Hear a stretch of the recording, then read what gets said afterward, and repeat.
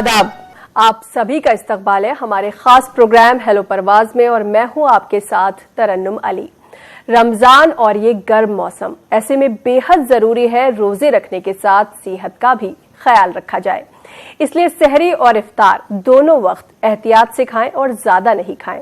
पानी एक साथ नहीं बल्कि थोड़ा थोड़ा पिएं। आइए जानते हैं डॉक्टर मोहम्मद कासिम से रमजान में सेहत का ख्याल कैसे रखा जाए।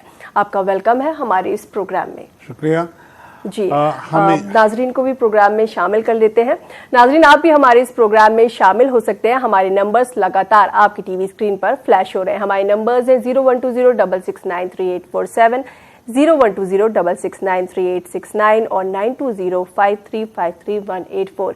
इन नंबर्स पर आप हमें कॉल कर सकते हैं और रमजान से जुड़ा सवाल, सेहत से जुड़ा सवाल कोई भी पूछ सकते हैं। हमें इंतजार है आपके सवालों का। डॉक्टर कासिम, जैसे हम आज बात करेंगे रमज़ान और सेहत की, कि रमज़ान में हमारा जो खान पान है वो किस तरह का हो, लेकिन सबसे पहले ये जानना ज़रूरी है कि रमज़ान की अगर हम मेडिकल फ़ायदे की बात करें तो वो कितना फ़ायदा है। सबसे पहले तो मैं इस मुबारक महीने का इस्तकबाल करते हैं और इस्तकबाल सब्र और तहम्मुल के साथ, बर्दाश्त के साथ करना चाहिए। ये 610 में इजरी में ये आया गया, 610 जॉर्जियन कैलेंडर में आया और ये रमज़ान हर इंसान के लिए, हर मज़हब के लोगों के लिए लाया गया, to purify, to perfect, to reflect and grow with their own physical and spirituality. Fasting एक उसका पार्ट है। रमज़ान अगर हो तो मैं ये बताऊं कि रमज़ान लफ्ज़ जो है ना, ये अरबी है और इसमें रमदा होता है वक्त, जो जब अरब में भेड़ बकरियों को जब चराने ले जाते थे जंगल में, तो वो चरते थे, लेकिन उस वक्त धूप इतनी तेज़ होती थी कि तमतमाती धूप में वो झुलस जाते थे और उसके लिवर, जिगर पे बहुत बुरा असर पड़ता था। तो उससे रमदा का वर्ड आया और वही रमज़ान में आ गया, ये अरबिक वर्ड। तो लिवर से मतलब कि जिगर की ऐसी चीज़ जल गई और इसी तरह से रमज़ान रखा गया कि इस ज़माने में आदमी अगर भूखा रहेगा तो वो जलेगा, जलने से एनर्जी होता है। ये एक आम चीज़ देखी जाती है कि हम अगर एनर्जी पैदा करें तो हमारे केमिस्ट्री, जो बॉडी केमिस्ट्री में ये चीज़ें बर्न होती है। हम कहते हैं ये बर्न हो रही है। बर्न होने का मतलब वो एनर्जी तब्दील हो गई है, वो बदलती है उसकी शक्ल और वो एनर्जी देती है। तो ये एक चीज़ है। अब इसमें हमारा बर्न कैसे होता है, जब हम फास्ट रखते हैं उस ज़माने में हम जो भी चीज़ हम किए हैं, गलतियाँ किए हैं, बहुत सारे गुनाह किए हैं, उसकी माफ़ी हो जाती है, हम उससे छुटकारा मिलते हैं। अच्छा, गुनाह भी क्या है? गुनाह कोई ज़रूरी नहीं कि हम किसी को कहें, पर दिल का सोचना, कीना, बोक्स, ये बहुत बड़ी गलती है, बहुत बड़ी गुनाह है। जिसको दिल में हो जाता है वो आदमी बीमार हो जाता है। रमज़ान का महीना है कि उसमें निकाल दो, सबसे माफ़ी मांग दो, सबसे मोहब्बत करो, अपने घर वालों से, अपने अहलो अयाल से, अपने औलाद से, सबसे। और सबसे उससे बात क्या होता है, ये एक डिसिप्लिन होती है कि अपने मुल्क से मोहब्बत करो। जी डॉक्टर कासिम, हम आपसे और भी बातें करेंगे, जानेंगे रमजान के मेडिकल फायदे, लेकिन एक कॉलर हमारे साथ जुड़ गए हैं कर्नाटक से, अनवर कुरैशी। हेलो हेलो अनवर साहब, क्या आपको हमारी आवाज आ रही है? लगता है किसी वजह से हमारा इनसे राब्ता नहीं हो पाया। हम बात कर रहे थे रमजान के मेडिकल फायदे क्या क्या हैं, तो हम बात करें तो क्या फायदे हमें होते हैं रोजे रखने से? रोजा रखने से एक तो सबसे पहले डिसिप्लिन हो गया जी। तो जब डिसिप्लिन हो जाए, व्हाट इज डिजीज इज डिसईज, मतलब आदमी का जिस्म ठीक नहीं है, ईजी नहीं है, हमारा डिसिप्लिन गलत है।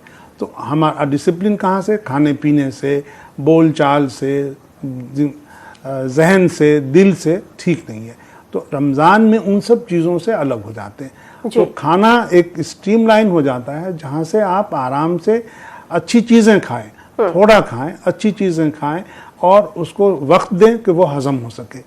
दिन में न खाने का मतलब ये है कि वो फास्ट हो जाता है। जैसे अमूमन हम 8-10 घंटे रात को भी नहीं खाते, तो दिन में वो चीज़ बदल जाती है। खाना वही है, लेकिन यहाँ ये कहा गया कि ऐसी चीज़ें खाई जा भूखे में कि जो ज़्यादा न गर्म हो न ज़्यादा सर्द हो, बल्कि आंतों पे उसका ज़्यादा ठंडक असर हो, ठीक से हजम हो जाए और उसको आराम से आपकी ज़िंदगी गुजरे। जी। ज़्यादा खाने से क्या क्या बीमारी होती है, इट्स अ लाइफ, आजकल मेडिकल टर्मिनोलॉजी में हम लोग कहते हैं लाइफ स्टाइल प्रॉब्लम। तो लाइफ स्टाइल डिजीज़ क्या है? यही डायबिटीज़ है, ब्लड प्रेशर है, दिल की बीमारी है, गुर्दे की बीमारी है, लंग्स की बीमारी है, ये सब लाइफ स्टाइल प्रॉब्लम है। और उन चीज़ों को अगर हम इत्मीनान से, सुकून से अपने आप को ठीक से रखें तो इन चीज़ों का हम ख्याल कर सकते हैं। इनको हम अच्छी तरीके से दवा से भी, लेकिन दवा के बगैर भी हम इसको ठीक कर सकते हैं। हम ये कहते हैं, हमने अपने मरीजों को ये कहना है कि अगर आदमी वाकई रमज़ान का महीना रमज़ान के तरह से गुजारे तो 75% बीमारी उसकी ठीक हो सकती है। जी, एक कॉलर हमारे साथ फिर से जुड़ गए हैं, अनवर। हेलो। रमज़ान का महीना रमज़ान के हेलो गुजारे। अनवर साहब, क्या आपको हमारी आवाज आ रही है? हमारे साथ फिर से जुड़ गए हैं, अनवर। हेलो। देखिए अनवर साहब, सबसे पहले अपनी टीवी की आवाज बंद करिए।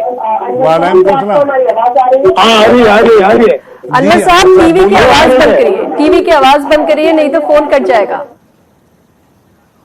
जी, अनवर साहब से हमारी बात नहीं हो पाई। व्यूवर्स जो भी हमारे हैं, नाजरीन, हम उनसे दरख्वास्त करते हैं वो जब भी हमें कॉल करें तो अपने टेलीविजन की जो आवाज है उसे कम कर दें ताकि हम उनका सवाल सुन सकें और वो हमें सुन सकें। डॉक्टर, आप हमें बता रहे थे कि जो मेडिकल फायदे हैं रमजान के वो क्या है? अगर हम बात करें मॉडर्न मेडिकल साइंस की और रमजान की, तो रमजान को जो मेडिकल साइंस है वो क्या एक्सेप्ट करता है? नहीं, इसमें थोड़ा सा कंट्रोवर्सी है, खासकर मैं अपने प्रैक्टिस में भी देखा हूँ और कई जगह देखा है कि लोगों को फास्ट करने नहीं दिया जाता है। जी। और एक मिसाल मैं देता हूँ, अगर मुनासिब हो तो मैं यहाँ भी देता हूँ, with due respect to everybody. Anna Hazare साहब ने फास्टिंग की, हालांकि वो डायबिटीज़ थे।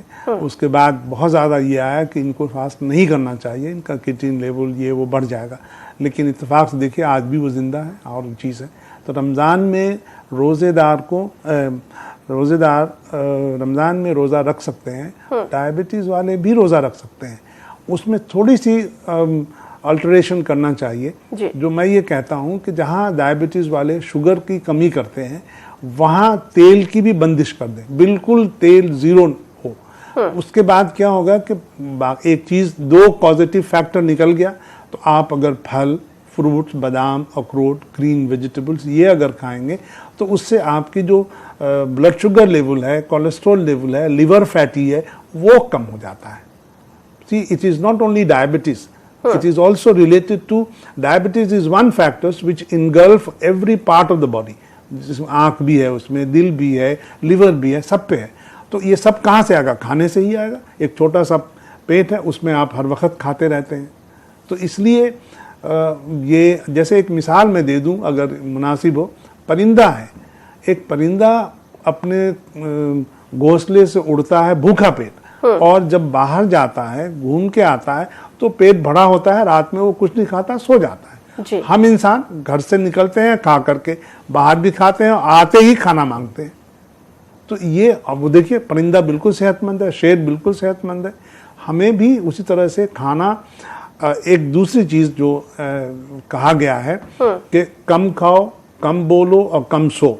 जी। ये तीन ऐसे फॉर्मूला है, अगर आदमी हम डिसिप्लिन करें खाने में तो बहुत सारी बीमारी दूर हो सकती है, ख़त्म हो सकती है, जो कि हम कहते हैं नहीं ख़त्म होगी। जी। तो ये आप मैं जी डॉक्टर कासिम और भी बातें करेंगे आपसे, लेकिन यहाँ पर वक्त हो गया एक छोटे से ब्रेक का। नाज़रीन, आप भी हमारे इस प्रोग्राम में शामिल हो सकते हैं। हमारे नंबर्स लगातार आपकी टीवी स्क्रीन पर वाले हमारे खास प्रोग्राम हेलो परवाज में। डॉक्टर कासिम, इस दौरान हमारे साथ एक कॉलर जुड़ी है एमपी से, खदीजा। हेलो जी। हेलो, मुझे सवाल पूछना था डॉक्टर साहब से। जी, बिल्कुल, बताएं क्या सवाल है आपका। जी, पहले तो मैं तारीफ करूंगी कि डॉक्टर साहब ने बहुत ही मालूमाती बातें हमारे रिलीजन से जोड़ते हुए बताई, उनका बहुत शुक्रिया। दूसरा उन्होंने आपका भी जी दूसरा उन्होंने बताया भी जैसे कि खाने पर कंट्रोल होना चाहिए। हम लोग तो हर वक्त खाते ही रहते हैं। तो जैसे मैंने ये सवाल है मेरा कि स्टार में ऐसी कौन सी ग़िज़ाएं हमें खाना चाहिए जो ताकत बख्श भी हो और उनकी मिकदार कितनी हो?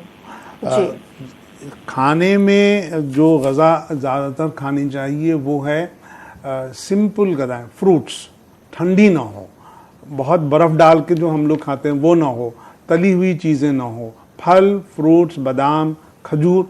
पहले तो जैसे वो सुन्नत है कि खजूर 2 खजूर खाएं और सादे पानी से करें। अब लोग लस्सी बनाते हैं ये, लेकिन ठंडा ना हो, सबसे पहली चीज़। और तली हुई चीज़ें ना रखें तो ज़्यादा बेहतर है, ये है।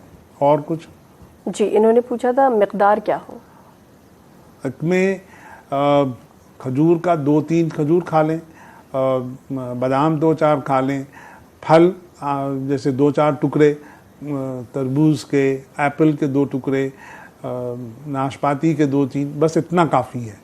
और पानी कम पिया जाए ताकि बैलेंस रहे जिस्म में, तो ये ज़्यादा मुनासिब होता है इस तरह से। जी, एक कॉलर हमारे साथ जुड़े हैं कश्मीर से, लतीफ़ अहमद। हेलो। हेलो, अस्सलाम वालेकुम। जी, वालेकुम सलाम। बताएं क्या सवाल है? मेरा डॉक्टर साहब से ये सवाल था कि हम जो इफ्तियारी के टाइम पे होता है, हमें उस वक्त पहले जब हम इफ्तियार करते हैं तो हमें क्या खाना चाहिए? अफ्तार में तो खजूर सबसे अच्छा, तो खजूर है, 2-3 खजूर खा लें और थोड़ा सा पानी पी लें, इससे अफ्तार हो गया। और उसके बाद अगर नमाज के बाद अगर कुछ खाना है तो फल खाएं, और भी फ्रिज का ठंडा ना हो, तली हुई चीज़ें ना हो, बादाम, अखरोट, फल जितनी चीज़ें होती हैं, जो भी फल है, केला है, सेब है, अनार है, ये सब खा लें। जी, डॉक्टर कासिम, जैसे रमज़ान है, जो लोग रोज़दार हैं, बहुत से ऐसे लोग हैं जैसे जिनको बीपी की शिकायत है या जिनको डायबिटीज़ है या हार्ट की कोई प्रॉब्लम है, अगर वो डॉक्टर के बिना सलाह के रोज़े रखते हैं तो उन्हें कहीं ना कहीं नुकसान होता है। वहीं कुछ ऐसे मरीज़ भी हैं जिनके जो बीमारियां हैं उसमें अगर वो रोज़ा रखते हैं तो उससे बहुत सारे फ़ायदे भी होते हैं। तो वो बीमारियां कौन सी हैं जिसमें नुकसान होता है और वो बीमारियां कौन सी हैं जिसमें रोज़ा रखने से फ़ायदा होता है? बहुत अच्छा सवाल है, और लोगों को इस बात पे ज़्यादा अपने आप में भी सुकून से, इत्मीनान से सोचना चाहिए। बहुत सारी दिल की बीमारी है, जैसे हार्ट प्रॉब्लम्स हैं, वो हार्ट का फंक्शन ठीक नहीं है, इरेगुलर हार्ट बीटिंग है, उसमें आप अपने डॉक्टर से मशवरा करके और खाने में तब्दीली करें, और रोज़ा अगर वो कहते हैं तो रखें, नहीं तो ना रखें। डायबिटीज़ वालों के लिए ब्लड शुगर लेवल अगर बहुत बढ़ा हुआ है, अनकंट्रोल्ड है, और किडनी पे कोई असर है, उसकी वजह से आँखों पे कोई वरम आ रहा है, इन चीज़ों का ख्याल करके, और वो अगेन हम ये कहते हैं कि मैं कुछ लोगों का मैंने किया हूँ, उनका इन सब चीज़ों का ख्याल करने के बाद, और अगर वो उसमें कोई ज़्यादा वरम या ज़्यादा सूजन नहीं है तो वो आराम से रोज़ा रख सकते हैं। उसमें रोज़े से फ़ायदा ये होता है कि आंतें खाली होती हैं थोड़ी देर के लिए, उसको धीरे धीरे शाम को बढ़ा जाता है, तो आंतों के वजह से जो प्रेशर बनता है सीने पे आता है और धड़कन तेज़ होती है, उसमें कमी आ जाती है। और तो इसलिए हर आदमी को, हर वो मरीज़ जो महलिक बीमारी से मुतासिर है, उसे चाहिए कि अपने डॉक्टर से मशवरा करें और कोशिश ये करें कि हाँ, रोज़ा अगर रख सकता है तो रखे जी, अंडर मेडिकल सुपरविजन, ये ज़्यादा ज़रूरी है। जी, एक कॉलर कर्नाटका से हमारे साथ है, शमशेर। हेलो। अस्सलाम वालेकुम। जी, वालेकुम सलाम। बताएं क्या सवाल है आपका? भाई बता रहा हूँ कि रोजे की हालत में खबस हो जाता है, खबस को रोकने से क्या करें? जी, देखिए, रोज़े के हालत में कब्ज़ तो वैसे भी होती रहती है।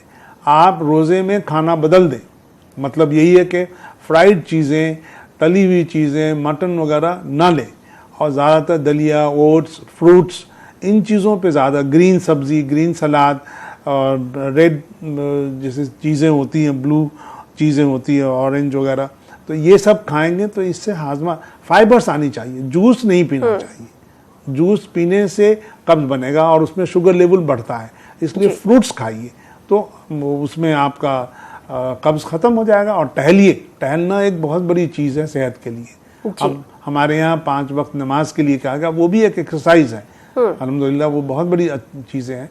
तो इस तरह से आप करें तो मुनासिब है कि उसमें काफ़ी सुकून मिलेगा। जी, एक कॉलर हमारे साथ और जुड़े हैं कश्मीर से, Mushtaq Ahmad. Hello. Hello, hello जी, वालेकुम सलाम। देखिए, सबसे पहले आप अपने टीवी की आवाज बंद करिए। जी जब जी अभी डॉक्टर साहब ने बोला था कि जो जिगर मतलब रोजे रखने से ना जिगर कमजोर पड़ जाता है, जल जाता है। नहीं, वो हमने ये बताया था कि अरब में भेड़ बकरियों को जब चढ़ाते थे तो तपती धूप में जब उनको ले जाया गया तो वहाँ से जब वापस आया तो देखा गया कि उनके लिवर पे काफ़ी वरम आ गया, काफ़ी सिकुड़ गया। तो उस चीज़ को रमज़ान में लाया गया इन द सेंस कि इंसान अगर भूखा रहे तो वो अगर उसके जिस्म में एक गर्माहट आएगी, एक गर्मी आएगी, हिद्दत आएगी, उससे क्या होगा कि उसके जो अननेसेसरी फूड है, अननेसेसरी फैट है, वो डिजॉल्व होगा और वो एक बर्न होता है। जब वो बर्न होगा तो एनर्जी आएगा, तो इसलिए वो रमज़ान का नाम रखा गया। मैं इस सिलसिले में कहा गया। और वैसे भी अगर रमज़ान में जो आदमी सिर्फ मोटा है, ओबेसिटी है, उसको तो रोज़ा ज़रूर रखना, कोई और बीमारी नहीं है सिवाय ये कि वो मोटा है, तो उसे तो रोज़ा ज़रूर रखना चाहिए। सुबह में 1-2 खजूर और 1 गिलास पानी, शाम को 1-2 खजूर और फ्रूट्स वगैरह खा लिया, बस से अफ्तार के बाद या तरावी के बाद एक वक्त जो खाना खाने वो खा ले जी, वो उसके लिए बहुत फायदेमंद है, बहुत सारी बीमारी से दूर हो सकता है ऐसे लोग। हेलो परवाज में डॉक्टर कासिम, जैसे आपने बताया कि जो डायबिटीज के मरीज हैं उन्हें भी खासी परेशानी पेश आती है रमजानों में, तो जो शुगर के मरीज हैं वो रमजान के दौरान क्या एहतियात करें? क्या रोजा रखने से पहले वो डॉक्टर से जरूर बात करें कि वो रोजा रख सकते हैं या नहीं? ये बहुत अच्छा सवाल है और ये बहुत अच्छी एहतियात भी रखें कि हर मरीज़ जो डायबिटीज़ है उसका क्या स्टेज है, क्या है, किस तरह से उस पर इफ़ेक्ट होता है, अपने डॉक्टर से ज़रूर मशवरा करें और इस बात का ख्याल करें। पहले तो अगर डॉक्टर मशवरा दे देता है तो रोज़ा रख सकता है। कोई ऐसी चीज़ अगर उसका गुर्दा लिवर फैटी नहीं है, इन सब चीज़ों का अगर ख्याल है तो वो रख सकता है। लिवर फैटी है तब तो रखना भी चाहिए। और आजकल तो डॉक्टर साहबान ऐसे भी आ गए हैं जो बताते हैं कि थोड़ी देर फास्ट करो, इट विल हेल्प यू। तो एक तो ये रेटिनल डिटैचमेंट हो जाता है तो उसमें एहतियात करना चाहिए कि रोज़ा रखें ना रखें, इस तरह की चीज़। जी अच्छा डॉक्टर साहब, रोज़े के दौरान कई सारे ऐसे लोग होते हैं जिनका बीपी लो हो जाता है, तो अगर किसी को ऐसा हो जाता है और उसने रोज़ा रखा है तो वो क्या करें, किस तरह से नॉर्मल करें? ये बहुत ही अच्छा सवाल है और ये तो आए दिन हम सुनते आते हैं अपनी क्लिनिक में कि मैं तो रोज़ा रख नहीं सकती इसलिए कि मैं बेहोश हो जाती हूँ। अच्छा देखिए, रोज़ा रखा जाता है तो उसका मतलब जैसे मैंने बताया कि आपका जिस्म जो है ना, जो एक्स्ट्रा फैट है, एक्स्ट्रा चीज़ें उसको बर्न कर रहा है, तो नेचुरली जब बर्न करेगा तो आपको एक फीलिंग आएगी लो की। तो उस वक्त जैसे मुझे भी आता है, मैं भी रमज़ान में काम करता रहता हूँ, हॉस्पिटल में भी जब जाता था तो ये भी होता था। तो उस वक्त नर्सों से कहता है भैया मैं आधे घंटे के लिए लेटने दो।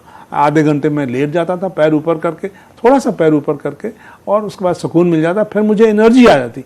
मतलब क्या हुआ कि हमारे अंदर जो रिस्टोर एनर्जी है जो हम यूज़ नहीं कर रहे हैं वो फैट की शक्ल में बढ़ता चला जाता है, वो आहिस्ता आहिस्ता वो जो 10 मिनट या आधा घंटा आपने लेटा वो एनर्जी आपको दे दिया, आपकी तवानाई आ गई, आपकी तंदुरुस्ती आ गई and you are fresh to walk. तो ये बहुत अच्छी चीज़ है कि आदमी अगर इस बात का ख्याल रखें कि हाँ, अगर जहनी तौर से आप परेशान हैं, उसमें अगर लो एनर्जी आती तो एक अलग चीज़ है।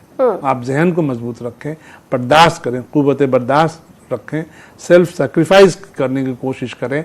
यही तो ये इस मौसम और इस मुबारक महीने का इल्म है कि कुव्वत बर्दाश्त रखें और अपने आप में तसल्ली रखें, अपने आप में भरोसा रखें and come out of it spiritually and physically. जी ये सब है। जी, यानी कि अगर किसी का बीपी लो हो रहा है वो लेट जाए और पैर 10 मिनट के लिए ऊपर कर ले, तो जो ब्लड है उसके ब्रेन तक पहुंचेगा और उसे थोड़ा नॉर्मल फील करेगा, ब्रेन तक पहुंचेगा और एनर्जी मिल जाएगी उसको। जी, एनर्जी मिलेगी कहीं ना कहीं। अच्छा, अगर हम इफ्तार की बात करें तो इफ्तार करते हैं और फिर कुछ देर बाद लोग रात का खाना खाते हैं, तो अगर मैं इन दोनों के बीच के गैप की बात करूं कि दोनों के दरमियान गैप कितना होना चाहिए जो आपकी सेहत के लिए भी अच्छा है, फायदेमंद है, तो वो कितना होना चाहिए? ऐसा कोई फिक्स रूल तो नहीं है। हाँ। अलग जगह से अलग अलग चीजें देखी गई हैं। बाज़ जगह ये देखा गया है कि 2-3 खजूर से अफ्तार किया और उसके बाद वो खाना खा लेते हैं। वो मेरे ख्याल से, और खाना भी बहुत अजीब सा होता है, बहुत तरह की चीज़ें बनी होती हैं और तेल से डूबी हुई, मक्खन से डूबी हुई। तो जैसे मैं कहता हूँ कि उसके बाद नट्स फिश तो बहुत अच्छा है, अगर खाने के बाद अगर उसके साथ ही करना है तो फिश खाएं, ऐसी फिश जो सी फिश हो तो वो ज़्यादा अच्छा है। ग्रीन वेजिटेबल खा लें, एप्पल ग्रीन वेजिटेबल का सलाद एंड सूप बना लें, तो इससे पेट पे असर कम होगा, उसको ज़्यादा काम करने की और आपको ज़्यादा एनर्जी मिलेगा। ज़्यादा खाने से ज़्यादा एनर्जी मिलेगा ऐसा कोई फॉर्मूला नहीं है। फॉर्मूला है कम, यानी आप इस फॉर्मूले को अगर अपनाएं तो सेहतमंद रहेंगे। डॉक्टर कासिम, आप हमारे स्टूडियो में आए, तमाम जानकारी दी आपने, आपका यहाँ आने के लिए बहुत बहुत शुक्रिया। उम्मीद करते हैं कल भी आप हमारे इस प्रोग्राम में होंगे और अपनी बातों का जो फायदा है वो हमारे व्यूवर्स को जरूर पहुंचाएंगे। नाजरीन, कल एक बार फिर से डॉक्टर कासिम हमारे साथ होंगे, तो आप अगर हमसे कोई सवाल पूछना चाहते हैं जो आज आपका रह गया है तो कल फिर आप हमारे साथ जुड़ सकते हैं। फिलहाल हमें दीजिए इजाजत, तब तक आप खुश रहिए, मुस्कुराते रहिए और सेहतमंद रहिए। आदाब।